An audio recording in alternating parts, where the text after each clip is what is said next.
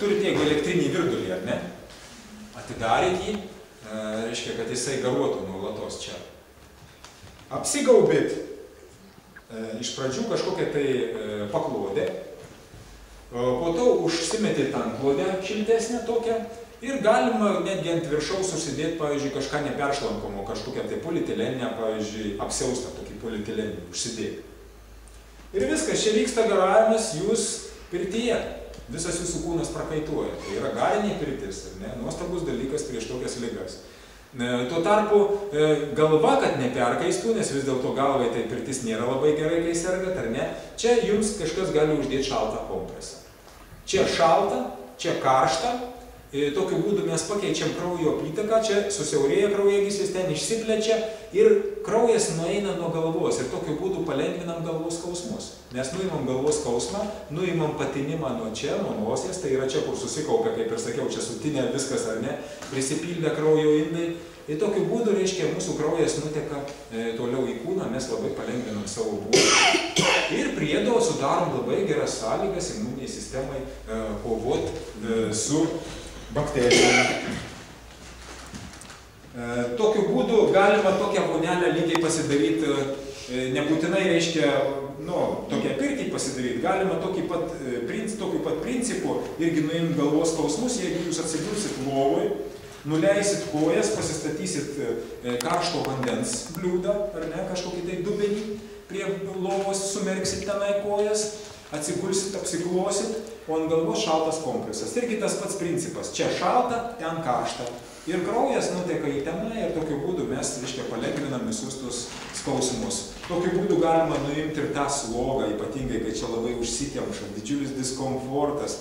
Tai va čia šaldydami, o kojas šildydami mes, reiškia, palengvinam būtent visus tuos simptomus.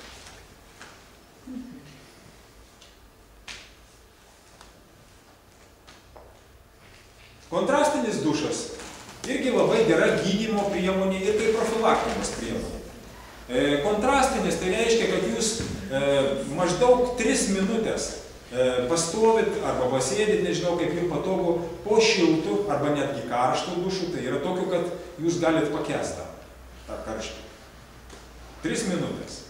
Pasišildot gerai ir po to pusę minutės, tai yra 30 sekundžių, duodat kontrastą, tai yra šaltą vandenį, bet ne ledinį, jokių būdų. O šitą prasme turite omeny, kad šaltesnis nei 15 laipsnių vanduo efekto nepadidina. Ką duoda kontrastinis dušas, tai jis labai suaktyvina mūsų kraujo apytaką ir suaktyvina imuninę sistemą. Bet jeigu jūs, sakysim, karštas bus pas jūs vanduo kažkur tai 42-43 laipsniai, panašiai, toks, kad mes jaučiam visi daugumą karštą tokį, kiti galbūt atsparesni gali iki 45 laipsnių. O šaltą jūs atšaldysit, paleisit maždaug 15 laipsnių temperatūros vandenį. Tai jeigu jūs paleisit 10 laipsnių temperatūros, efekto nepadidins.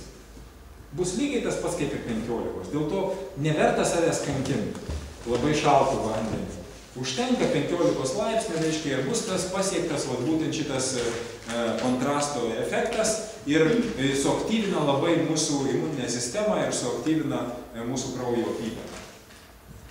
Jeigu kasdien tokį dušą darysit, tiesa, jeigu gydantis, reikėtų kartoti 3-5 kartus tokį kontrastą. 3 minutės karštas, pusė minutės šaltas. 3-5 kartus pakartoja.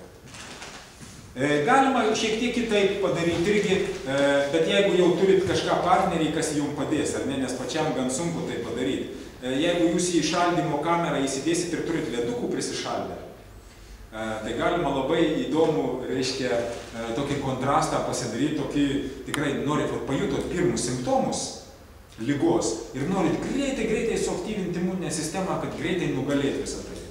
Tai pasikaitinat, pasidarėt tokią pirtelę, kaip prieš tai parodyta. Tokią pirtelę, reiškia, pasidarėt, pasikaitinot gerai, o po to atsigulėt kažkur, tai reiškia, ant paklodės, nes jūs būsit prakaituoti, reiškia, karšti, tai geriau ką nors pasitiest. ir po to kas nors paėmė, atsinešė tų ledukų, užsidėjo, reiškia, ant kažkokio skudurėlio, įsidėjo į skudurėlį ir su tuo skudurėliu, su tais ledukais, reiškia, jūs ištrina tokiu šaltu. Tai labai geras kontrastas ir iš tikrųjų labai suaktyvina imuninę sistemą tuo metu ir gali kartais, praktiškai gali ligos ir neturėti. Tai yra pirmi tie simptomai, ant to ir sustabdysite. Padarysite pirmą dieną, kai tik pajutot pirmus simptomus, viską, ką galite, tai yra ta kajano pipiras, pasigarint, tokį kontrastą pasidaryt ir antrą dieną pasižiūrėt, kad taip ir nesusirgot. Ačiū Dievui, reiškia, viskas tvarkoja.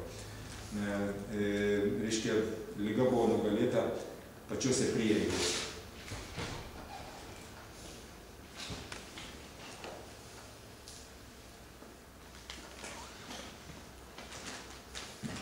Dar vienas dalykas, tai toks šildantis kompresas. Nakčiai, pavyzdžiui, kai jūs atsigulat miegot, galima pasidaryti šildantį kompresą ant kaklo. Kodėl būtent ant kaklo? Nes nakties metu, ar ne, mums svarbiausiai nepraleisti tuos virusus tolyn. Reiškia, mes juos sustabdyti turim bent jau čia, toliau, kad jie toliau nenueitų į mūsų organizmą. Tai paimat, sumirkot šalto vandenį skudurėlį, būtent šalto vandenį.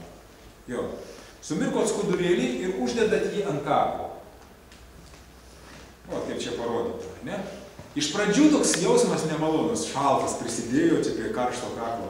Bet ką tai duoda, tai labai suaktyvina čia kraujo apytaką šitoj vietoj. Tuoj pat pritraukia čia, kad tą šaltį reiškia nugalėti, čia tuoj pat reiškia prieina labai daug kraujo ir toj vietoj suaktyvėja kraujo apytaka. Po to, kadangi gulsitės miegoti, reiškia šlapias skudurėlis, užsidedat kažkokį tai ar šaliką, kažką šildančio, kad tas šaltis, reiškia, tas skudurėlis labai greit sušils, kadangi čia suaktyvės ir mūsų kūnas įdžiovins nuolatos, reiškia, tai čia bus aktyvi kraujo apytaka, o viršui tą šilumą išsaugot, reiškia, užsidėkit ką nors kokį vilnonį šaliką. Ir kartais kiti dar užsideda ant viršaus ar polietileno kažkokią tai plėvelę, vienu žodžiu, na, kad tas drėgmėtra ten neišeitų.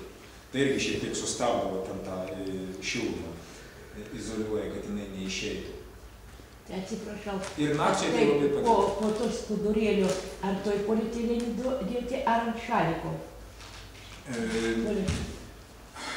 Mes esam darę ir taip. Galima tiesiog, pavyzdžiui, aš darydavau taip, skudurėlį uždėdavau ir iš karto polietileno, o ant viršaus šaliką, kad šalikas nesušlaptų. Na, kiti nenori saugoti šaliką, tai uždeda tiesiai šaliką ant to šlapio skudurėlio, o polietileno ant viršaus. Galima ir taip. Iš esmės tai ir tas izoliuoja traumatą. Čia jau kaip jums patogiau. Šaltas kompresas nosiai ir karšta vonia kojoms labai gerai padeda, kaip ir sakiau, nuo slogos. Tai yra, jūs atsigulėt, kojas sumerkėt į karštą vandenį, o ant nosies pačios šaltas kompresas. Tiesiai ant nosies. Ir būtent tada nuslūksta tas patinimas ir tas nemalonus tas jausmas, reiškia, slogos. Dar viena priemonė. Irgi kontrastinė tokia priemonė, čia kaip ir savotiškos kontrastinės vonelės nosiai. Tai būtent paima tokius dubenėlius, kad nosį galėtumėte įkišti, bet kad burna būtų už dubenėlio ribų, kad vis dėlto likstų per ką kvėpuoti, ne? Ir į vieną dubenėlį įpilat karšto vandens ir nuolatos kiekvieną kartą, kai palaikot, pavyzdžiui, 3 minutės laikot, irgi tas pats principas, 3 minutės karštą, pusė minutės šaltą. Tai 3 minutės kol laikot, reiškia, po to pusę minutės merkiat į šaltą. Ir tuo metu kas nors jums papildo iš virduliuko karšto vandens, nes jis dažniausiai atvėsta, kad jis truputį karštesnis dar būtų. Su kiekvienu žingsniu, jeigu jūs truputį pakelsit temperatūrą, tai bus efektas geresnis.